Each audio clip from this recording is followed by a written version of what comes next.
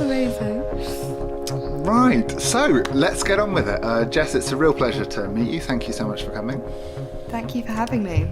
This is a different format. We're going to be interviewing some different people, get the opportunity to delve a little bit deeper into subject matters that they're experts on. Kicking us off today is Jess Houlgrave. So today we're going to be talking women in tech. I have a really keen interest in understanding your perspective. Is modern tech really a man's world? Is it broken? And if so, what's the fix?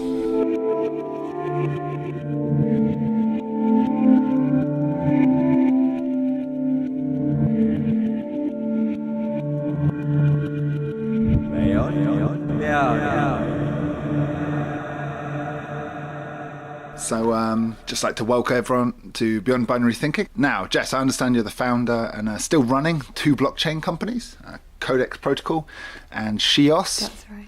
I have no idea how you have the time, but thanks for finding some time to talk to us today. Is there anything else I missed in your introduction? What are you up to at the moment? Thanks, Chris. Well, it's a pleasure to be here. You're right. I have founded two blockchain companies over the last year. One is Codex Protocol, which is a decentralized platform for art and collectibles using cryptocurrency as a base. And the other is a company called shEOS, which is an all-female founded block producer on the EOS blockchain. Apart from that, to keep myself even more busy, we recently started a foundation for art and blockchain designed to bring more artists into the tech and blockchain space as well. So finding enough things to do. Yeah, the busy people seem to keep themselves busier. It's a Pareto law.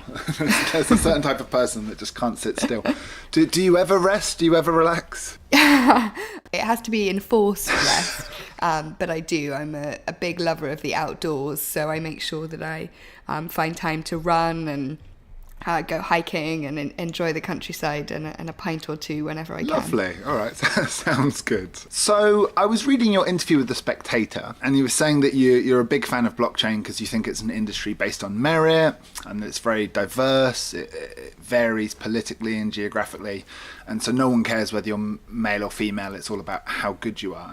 And that's what really got me interested, because I'm hearing all sorts of negative stories about the lack of women in tech, the lack of female representation. So I was wondering, is it blockchain specifically that's so meritocratic and equal, or what's the picture of tech? So my experience to date has been pretty positive of being in the blockchain space. That might be because I come from finance, which is a very, very male-dominated ecosystem, one that suffers from an extreme lack of diversity. So having spent most of my career in that environment, I was actually very pleasantly surprised when I started building tech companies to experience the amount of diversity that is there. I think blockchain in particular has philosophy around it, which is distributed and decentralized, not based on traditional hierarchical systems. And I think that in particular, even within tech, lends itself to a diverse group of people and an industry that can be meritocratic. Having said that, I don't believe that there's enough diversity. I'm a big believer that when we build technology, that technology inherits the biases of the people who are building it. We've seen all sorts of examples from machine learning and AI that doesn't recognize people of color, all the way through to examples where technology is just failing big proportions of society because it's been built by people who don't recognize a particular group. And that's really problematic. It means that we are institutionalizing existing practices and behaviors which are not beneficial to society. Technology is at its best when it serves everybody, not just a small group of people, in terms of broad systems, that is. And so I think that encouraging diversity, whether it's gender diversity, political beliefs, educational background, geographic upbringing, all of these things are really, really important when we're designing new systems that are these base layer infrastructure systems for the global economy. I'd be interested to hear then, is tech pretty diverse or just in comparison to finance, which sounds like it sets a very low baseline? I think finance is certainly a low bar. I think statistically, technology isn't very diverse, particularly when you look at female engineers, people who are actually sort of on the building side of new technologies. There are relatively few. I think so shEOS, which is our all-female founded block producer, we have a mission which is to facilitate female education, technical education. When we were doing research, what we found was that girls aged 11, 12, 13 were really, really interested in new technology. They were interested in studying STEM subjects, interested in computer science. And then by the time they get to 16, they're no longer interested. They've moved on. So there's a really big problem with this kind of idea of continuing education in technology, which will, I think, eventually lead to a more diverse group of people. So I think whilst there isn't sufficient diversity at the moment, it is nevertheless an environment where diversity isn't problematic. It's certainly an environment where people are open to diversity. Obviously, would like to get quite deep on a few of the things you just mentioned, but starting with education, the teaching of software in education, by definition, is in its infancy. It's a relatively new field. Why do you think there's that drop-off? Do you have any theories? Because, I don't know, maybe I'd suggest that if you look statistically, girls tend to outperform boys, particularly at school, later and later. And if you look at how most software developers learn, it's not necessarily in a school environment. It's often a lot of self-teaching. Yeah, I think definitely the way that engineering is taught has a big impact. Often, like you say, software engineering, computer science is something that is taught outside of a traditional classroom environment. Certainly when I was at school, there was no way that something like computer science would be part of the core teaching. But I think that's changing. More and more schools are offering computer science as an option. But the way that it's being taught is still very male-focused. It's traditionally taught by men. It's taught in a way that I think can be sometimes unappealing to girls. To generalize hugely, I think girls are very interested in learning these subjects, but the actual teaching curriculum doesn't necessarily suit the way that they want to learn. So one of the things that we've been working on with one of our education providers is to find new ways of storytelling, new ways of developing curricula so that they are more accessible, so that they're not just sort of straight line thinking, but they involve more critical reasoning, more holistic thinking and development, which we're hoping might be more interesting for girls to take part in. So I think that definitely has one role to play in terms of why we're seeing this drop off. I think the other thing is more of a sociological explanation, something that I experienced when I was at school, this idea that tech and maths and engineering wasn't cool. I was one of the only girls. I remember doing my A-levels in maths, and of a class of about 18, there were 2 girls. It just wasn't perceived as being cool to study those subjects, either by girls of my age or of boys of my age.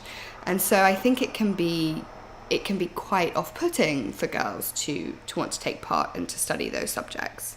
It doesn't put everyone off, but certainly I think it can for some people. And educators themselves can play a role.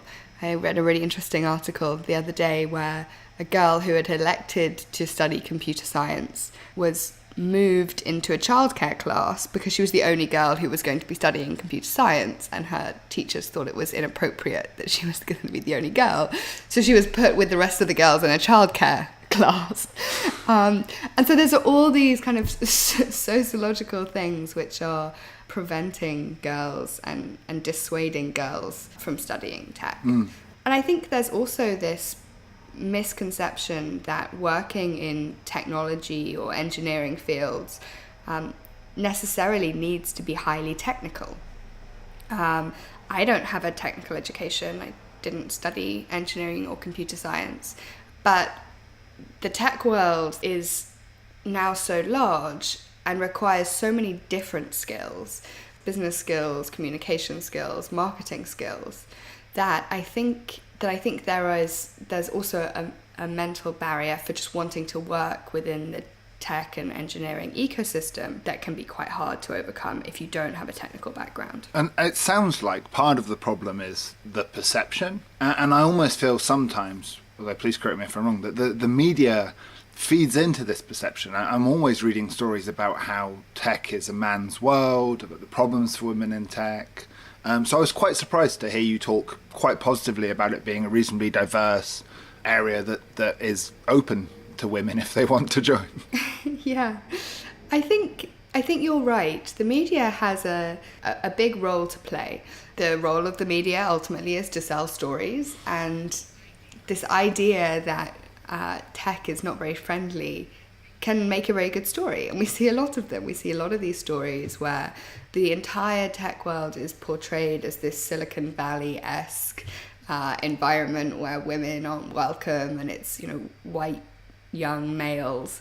And I don't think that that's necessarily true. And I think that in and of itself can be quite harming to the ecosystem because it does put people off. I think like any industry, there are groups of people who are less pleasant to deal with.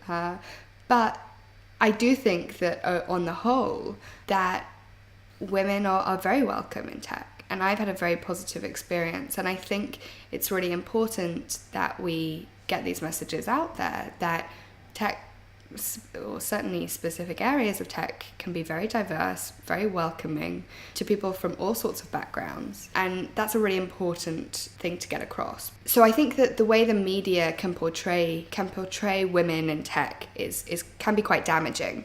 It can put people off because the perception is that women aren't welcome and that women have a hard time. And it's really important that we get positive messages out there that will encourage more and more people to enter the space. Right. Otherwise, the negative story becomes a self-fulfilling prophecy. Yeah, it really does. It creates this false sense that tech is unfriendly and unwelcoming, which I think there's anybody who actually works in that space would, maybe if they don't agree with it, certainly want that to not be true. They would want the perception of the industry that they are working in to be a positive one, and yet we're constantly fed these stories that it's a negative environment. In my research for this interview, I've been reading about different women in tech. I was surprised by how huge their contribution has been. I'd be interested to hear if there are any particular role models that stick out for you. Yeah, I mean, I think this idea of women in tech is very trendy at the moment. Makes a really great PR story, I think, to look at young women who are making strides in various tech spheres. And that's great, and they totally should be celebrated. But I think it's also really important to remember how many amazing women have worked in technology all along. I think it's really important to remember that there have been really amazing women who've worked in tech spheres for a very, very long time. There's a great film, Hidden Figures, which profiled the work of some of the women who were responsible for building computers at NASA. There were huge numbers of women involved with code breaking and programming at Bletchley Park. And there are some really great women who have been working in the gaming programming sphere for a very long time. So it's not something that's new. And I think that these women have, in many ways, trodden an untrodden path, because many of them were working at a time where lots of women weren't even working, let alone working in a sort of a technical environment. But it's really important to remember that there have been women in tech who've done great things for a very long time. Part of the problem, and you hinted at it before, is that finance is much worse and a much more male-dominated space. And by definition, any startup company will have a lot of interaction with the finance industry, and a lot of the horror stories we hear about VCs making unwanted advances on female founders are where those two worlds intersect. Do you think that's a fair assessment of where a lot of the problems come from? Is it fair to blame finance? It's probably not the only the only source of problems, but I think that that's a fair reflection.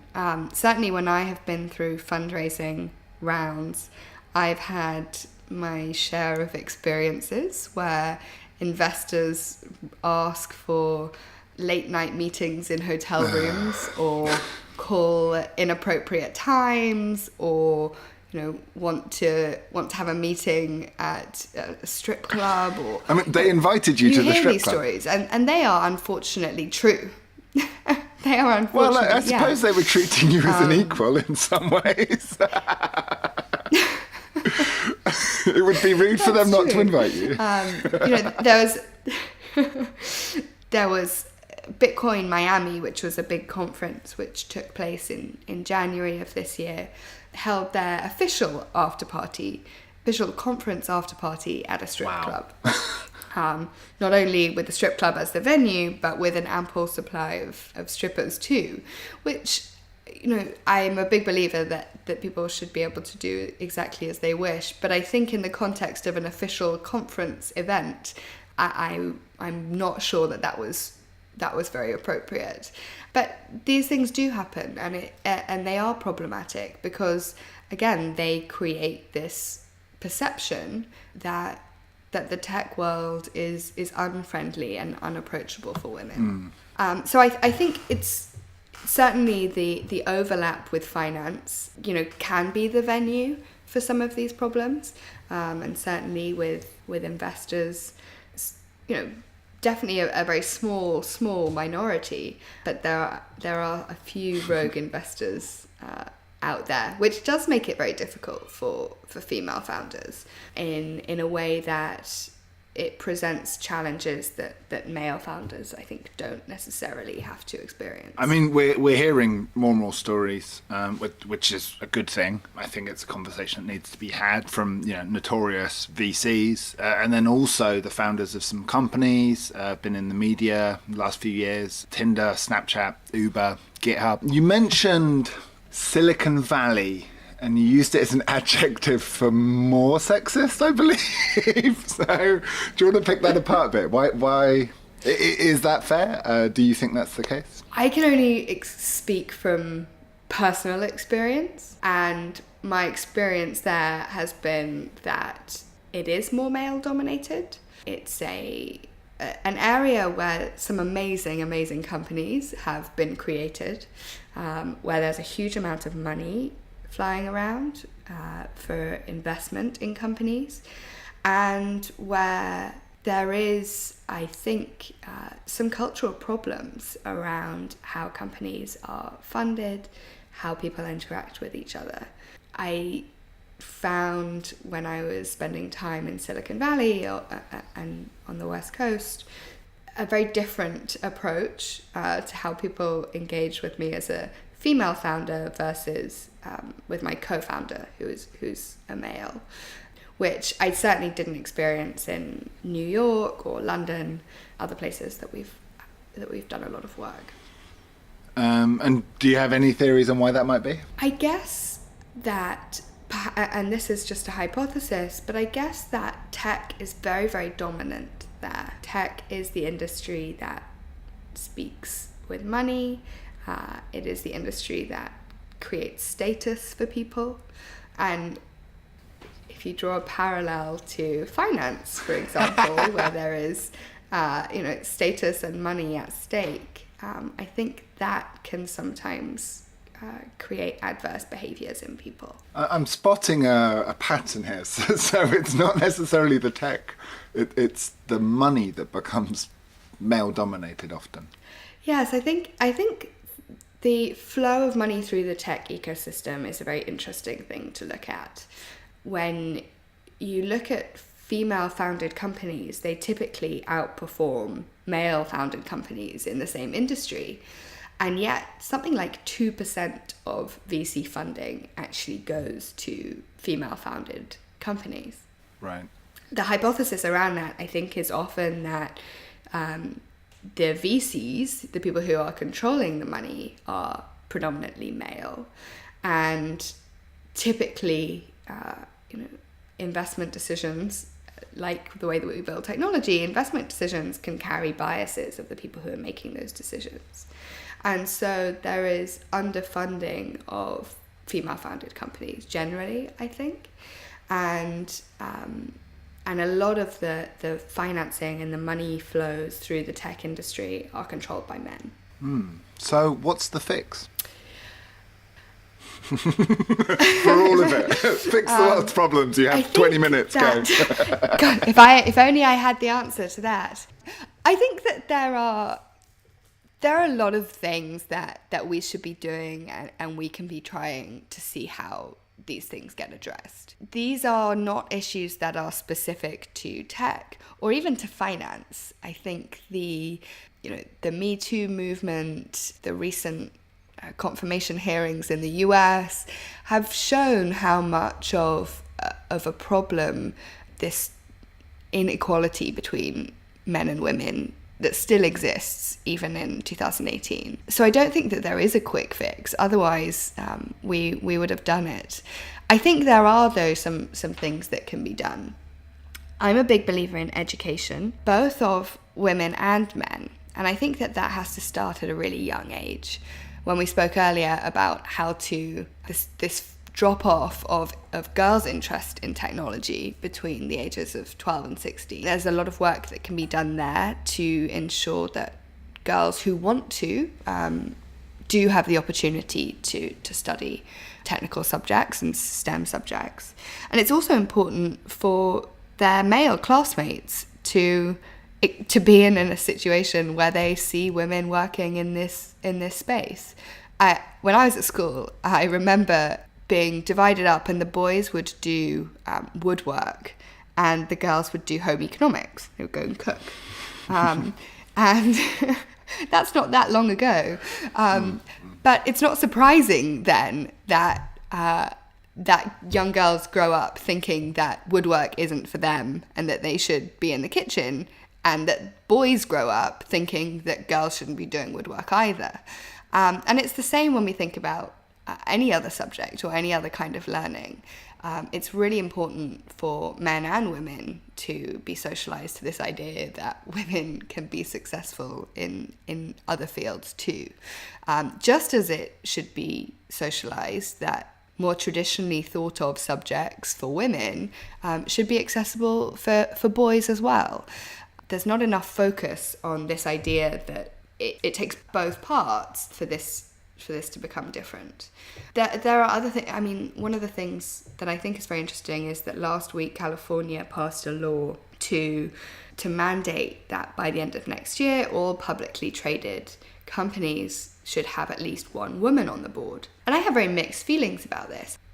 There is a severe lack of senior female role models for young women. And so that part of me thinks that promoting more women and having more visible senior women in any industry can be very helpful. But at the same time, I'm a believer that people should be able to run companies how they want, and that the market will decide what companies do well. Shareholders should be voting with their feet when they see companies who aren't being diverse and who aren't embracing this need to have diverse representation at the most senior levels. So, personally, I'm not convinced that this idea of quotas is the way forward. But I do think it's really important that we are raising the profile of senior women and helping young women and young girls to have access to the opportunities that they want. Interesting. I mean, what's your problem with quotas? Because, let's say a board has 10 people. One woman seems a reasonable ask. I guess my problem with quotas is that typically the companies who are hiring well, who are hiring for the right reasons, will likely hire women anyway, because they should be finding great people, and 50% of the people out there are women. So if you are a company of 10 with 10 board members and you don't have a woman on the board, I don't think you're running your company very well. Right. Mandating that somebody who believes that they're running a company well with 10 men on the board should have one woman, I suspect would result in a token woman being on the board. And presumably would artificially inflate the price, and then you'd have women going to bad companies when they should be working at a good one. Yeah. I think it creates all sorts of very strange incentives to mandate that you should have at least one woman on your board. I think society should tell you, that having diversity at the board level is good. And I think if you look at returns of businesses where there is diversity at the board level, they typically outperform companies where there isn't.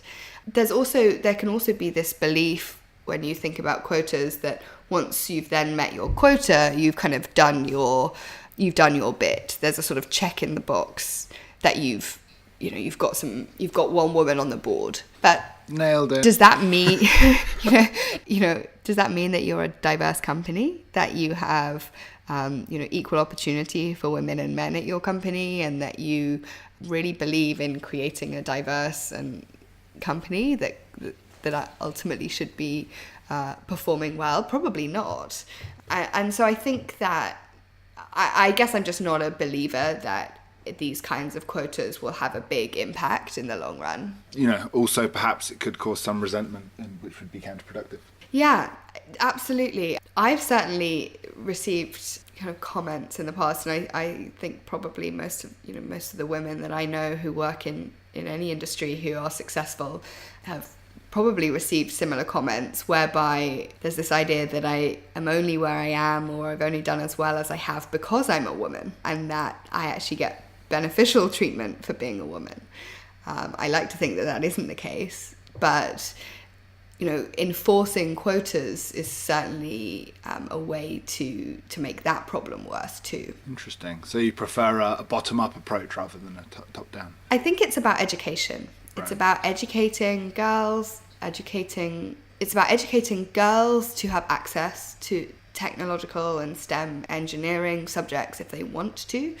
And it's about educating society more broadly that diversity is a good thing, that it's something that we should be embracing, because not only does it have an impact on our bottom line, but it has beneficial societal impacts too. Coming at it from both ends, and it's not just about educating girls, but boys as well.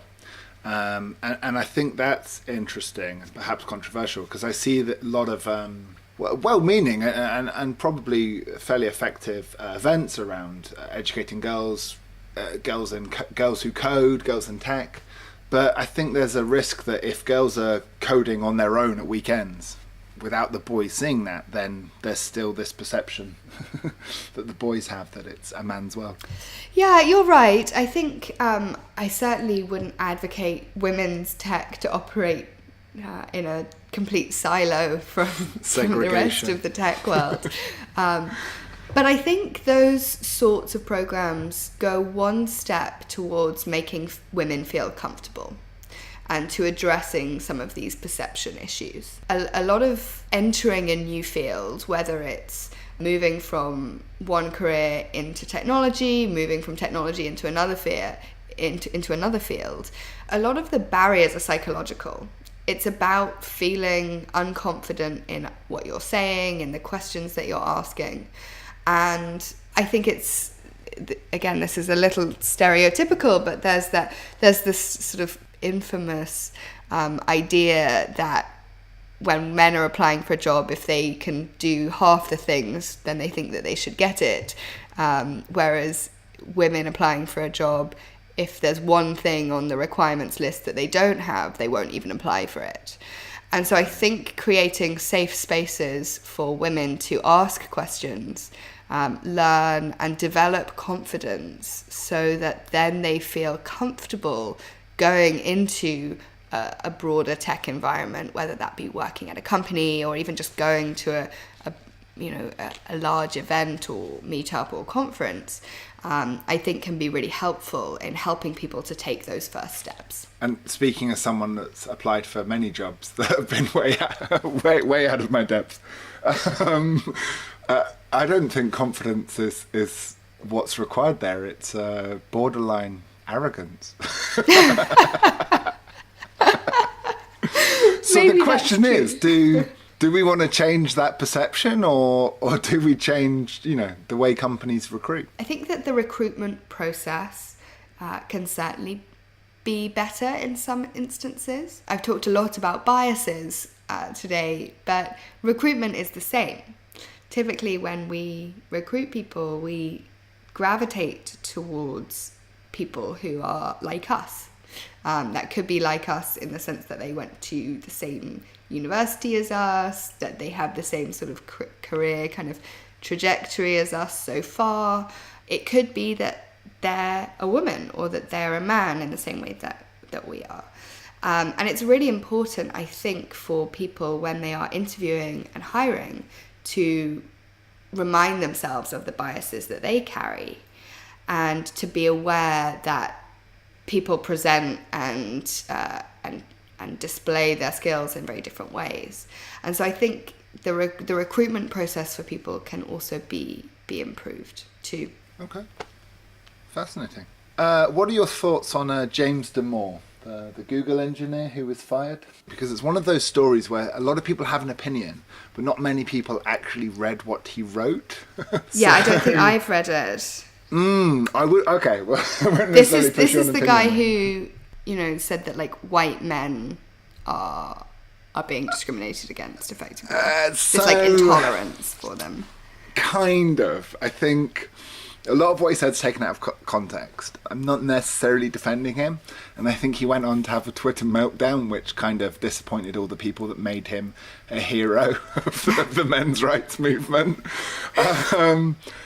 The backstory, and we don't have to get into it if you're not familiar with the background, but it's an interesting talking point in the area.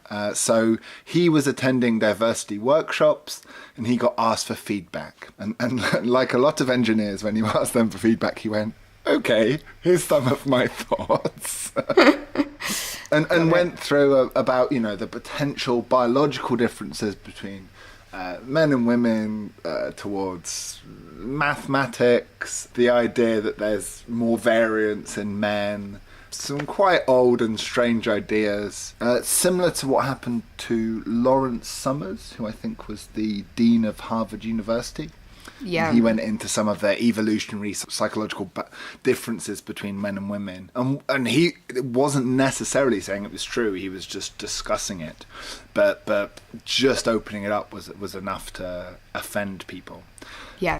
And I was wondering if you think that's complete nonsense, if there's any truth to it, if it's okay to voice those opinions, or whether it's just part of the problem. It's fairly obvious to see some of the biological differences, broadly speaking, between men and women. But I think that it's really important to recognise that not everybody subscribes to the sociological stereotypes that we've developed over a long period of time. The idea that even all societies are patriarchal societies is a relatively recent one. Until a couple of thousand years ago.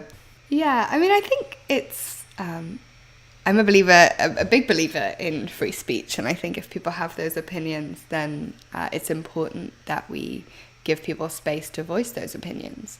I think it's really important to distinguish when we're talking about diversity, not necessarily between having an entire workforce at every company that is split 50-50 between men and women and has, proportional representation from every geography and all of those sorts of things. I think that's nonsense. But I think it is important that there is equal access and equal opportunity. And if the outcome of equal access and equal opportunity for men and women is that there isn't much change in the composition of our workforce, then that's okay too. going back to this idea of quotas, I don't think that's the way forward, because I don't think that the problem is just that there aren't enough women who want to do this. I think, and speaking to women and all sorts of people actually, I think the problem is that they don't have access, they don't have the opportunity to do the things that they want. And it might mean that not all women want to study STEM subjects. I've had a very interesting conversation the other day where a lady was actually quite critical of the idea that we would be sponsoring technical education for young girls, because she was sort of firmly of the belief that girls didn't want to do that, didn't want to study technical subjects. And I think that we know that that's just not true. We know that there are girls who do want to study it. And for people who don't, then that's fine. But it's important that we give people equal opportunity to do that. And whilst there is this idea that men might be more predisposed to some subjects and women might be more predisposed to others, I think it's really important to recognise that might not be biological, that might be sociological. And it is sort of hard to work out, because obviously men aren't from Mars and women aren't from Venus. We're all from Earth, and we're all sharing the same culture that's gone through, as you highlighted, massive changes in the last 50, even the last 20 years. I think it's interesting, though, because you're talking about diversity. And I think it's important, as you say, to discuss that diversity and what are the differences, and banning the discussion that there might be differences sort of goes against the idea that we're trying to encourage diversity. They're either the same or they're not. Yeah, absolutely. It's really important that we have these discussions. And it's especially important to avoid this idea that this is some zero-sum game. I guess this kind of notion of the rise of women is going to be harmful to men. I think it's really important that we discuss how we can create better systems for everybody. One of the things that's often highlighted is this idea that improved flexibility around working will be better for women because it will, give them flexibility with childcare, for example. But most of my friends who are men who have children would also love more flexibility so that they can spend time with children too. And so these aren't problems that are specific to what any one group. We should all be having continuous discussion about how we can make workplaces, how we can make industries, how we can make cities better places to live for everybody. And I think that a lot of that does come from improving diversity, but it needs to be done in a way that considers all of those groups, because that's what diversity is. Technology is part of the solution, because as more and more people are enabled to work remotely or work from home, then more and more families will be at home. And once both parents are at home, there becomes less of this distinction over who should be at home. It becomes a false narrative. Yeah, I think that's an interesting hypothesis. I certainly think that technology is doing a lot to change the way that we work. More and more people are working remotely. More and more people have more flexibility over the way that they work. And companies are realizing that. And more companies are offering flexible working for people. And I think that maybe that is an outcome. Maybe if everybody's at home, and works in a remote way, perhaps that does lead to this idea that no one person should be at home. But ultimately, we're all individuals. Every single one of us has a different way that we want to live and work. And so I think this isn't necessarily about a shift from office working to remote working. It's about opening up more optionality and giving more flexibility so that it's equally as okay to work from home as it is to work from the office. So that it's equally okay to work your hours from 9 to 5 as it might be perhaps to split that up so that you can cope with childcare in between.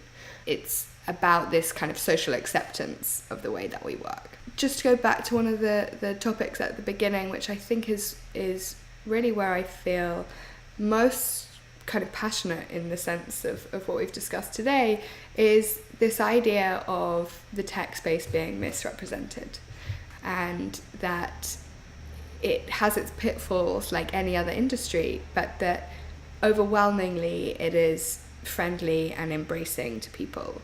Whilst there are a few companies who maybe don't subscribe to that, there are an awful lot more who do. And so for anybody who's interested in working in these kinds of spheres, don't be put off by this misperception that this is an unfriendly industry for women or anybody else. It's actually an amazing place to work where there are some of the brightest minds around changing the future. So I think it's really important for people to feel that they can forge a career in that industry regardless of who they are. It's brilliant. Sounds like you're a really positive role model, mentor and spokesperson for women in tech. So thank you. Keep up the good work. Thanks very much, Chris. Thanks for having me. Absolute pleasure talking to you. Thank you.